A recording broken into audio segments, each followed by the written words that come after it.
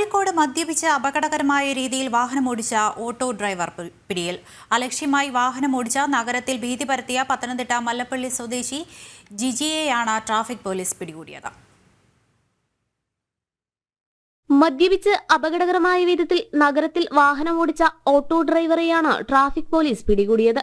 കോഴിക്കോട് തൊണ്ടയാട് വെച്ചാണ് traffic police പിടികൂടിയത്. മദ്യപിച്ച് ലക്കുകെട്ട ഇയാൾ ഏറെ നേരമാണ് റോഡിൽ പരിഭ്രാന്തി പരത്തിയത്.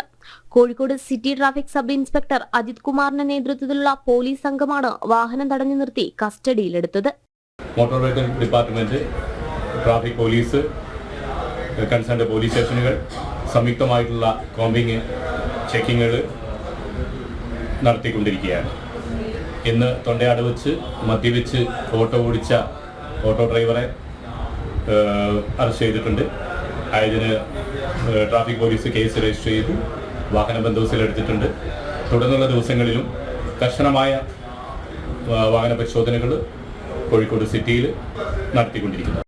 പത്തനംതിട്ട കുന്നത്തുദാനം മല്ലപ്പള്ളി സ്വദേശിയാണ് 51-കാരനായ ജിജി. നഗരത്തിൽ ഏറെ നാളായി ഇയാൾ ഓട്ടോ ഓടിക്കുകയാണ്. മറ്റുള്ളവരുടെ ജീവൻ അപകടത്തിലാക്കുന്ന രീതിയിൽ വാഹനം ഓടിച്ചതിന് കർശന നടപടി സ്വീകരിക്കാനാണ് തീരുമാനം.